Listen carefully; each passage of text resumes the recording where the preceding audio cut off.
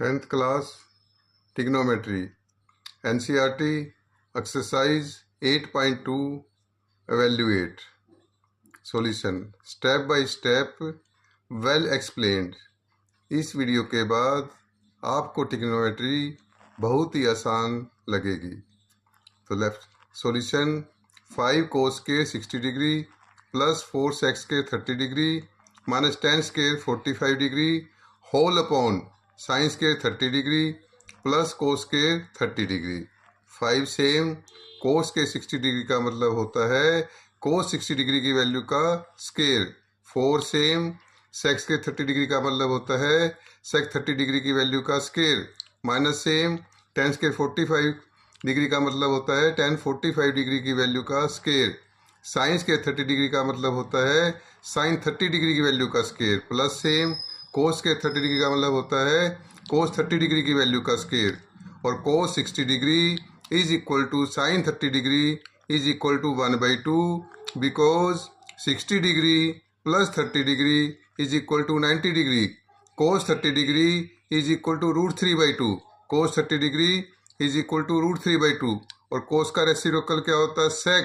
तो देयरफॉर सेक 30 डिग्री की वैल्यू क्या हो जाएगी 2/√3। √3/2 का रेसिप्रोकल 2/√3। टेन 45 डिग्री की वैल्यू क्या होती है 1 और कोस 30 डिग्री की वैल्यू क्या होती है √3/2। न्यूमरेटर में क्या आएगा अब हमारे पास 5 सेम कोस 60 डिग्री की वैल्यू क्या होती है 1/2 तो 1/2 का स्केयर प्लस सेम 4 सेम सेक 30 डिग्री की वैल्यू क्या होती है 2/√3 तो 2/√3 का square minus same ten 45 degree की वैल्यू क्या होती है 1 तो 1 का स्केयर।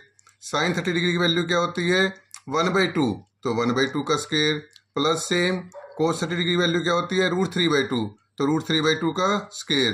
तो नेक्स्ट स्टेप क्या आएगा न्यूमरेटर में 5 सेम 1/2 का स्केयर क्या होता है 1/4।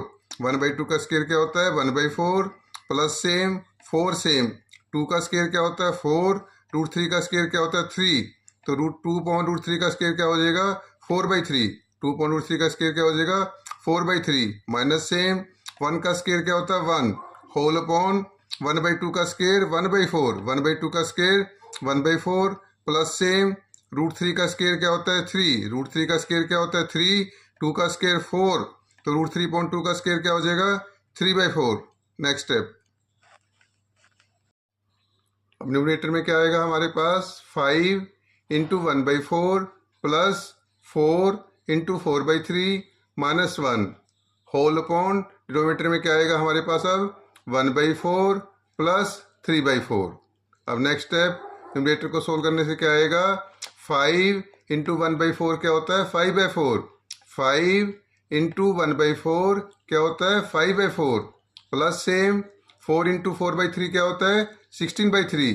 4 इंटू 4/3 क्या होता है 16/3 minus 1 is same whole upon 1/4 plus 3/4 को सोल्व करना है। यहाँ भी 4 है और यहाँ भी क्या है 4। 4 एंड 4 का एलसीएम क्या होएगा 4। 4 एंड 4 का एलसीएम क्या होएगा 4। यहाँ भी 4 है और यहाँ भी 4 है और एलसीएम भी क्या है 4। तो क्या आ जाएगा यहाँ पे हमारे पास अब 1 + 3/4। डिनोमिनेटर में क्या आ जाएगा 1 + 3/4। Next step numerator is same 5/4 plus 16/3 minus 1 whole upon 1 + 3 4 1 + 3 4 4/4। Next step numerator is same. Next step numerator is same 4/4 क्या होता है 1 4/4 क्या होता है 1 तो डिनोमिनेटर में क्या आ गया 1। जैसे 7/1 क्या होता है 7 6/1 क्या होता है 6 4/1 क्या होता है 4। जब डिनोमिनेटर में 1 आ जाता है तो डिनोमिनेटर में 1 लिखने की जरूरत नहीं होती। सिर्फ हमें फिर क्या किसको करना है न्यूमरेटर को सोल्व करना है। सिर्फ हमने किसको सोल्व करना है न्यूमरेटर को। अब न्यूमरेटर में क्या है हमारे पास 5/4 प्लस 16/3 माइनस 1 और 1 को लिख सकते हैं 1/1 1 को लिख सकते हैं 1/1। अब हमें क्या करना है 4 3 और 1 का क्या लेना है एलसीएम। अब हमें क्या करना है 4 3 और 1 का क्या लेना है LCM. 4 3 and 1 are all different term. सारी टर्म डिफरेंट हो तो उसका एलसीएम का तरीका होता है सभी टर्म का क्या कर देते हैं मल्टीप्लाई। तो 4 into 3 into 1 is equal to 12। 4 into 3 into 1 is equal to 12। तो एलसीएम क्या आ जाएगा अब 12, एलसीएम क्या आ जाएगा 12, और 12 को 4 से डिवाइड करेंगे तो क्या आएगा 3, 12 को 4 से डिवाइड करेंगे तो क्या आएगा 3, 3 5 जा 15, 3 5 जा 15 प्लस सेम 12 को 3 से डिवाइड करें क्या आएगा 4, 12 को 3 से डिवाइड करें क्या आएगा 4, 16 4 जा 64, 16 4 जा 64 माइनस सेम 12 को 1 से डिवाइड करेंगे तो क्या आएगा 12, 12 को 1 से डिवाइड करेंगे तो क्या आएगा 12, 12 1 जा 12, 12 1 जा 12 whole upon 12, 15 plus 64 79, 15 plus 64 79 minus same 12 same whole upon 12, 79 minus 12 क्या होता है 67 upon 12 which is the required answer. Video अच्छी लगे तो लाइक और सब्सक्राइब करें। आपका धन्यवाद।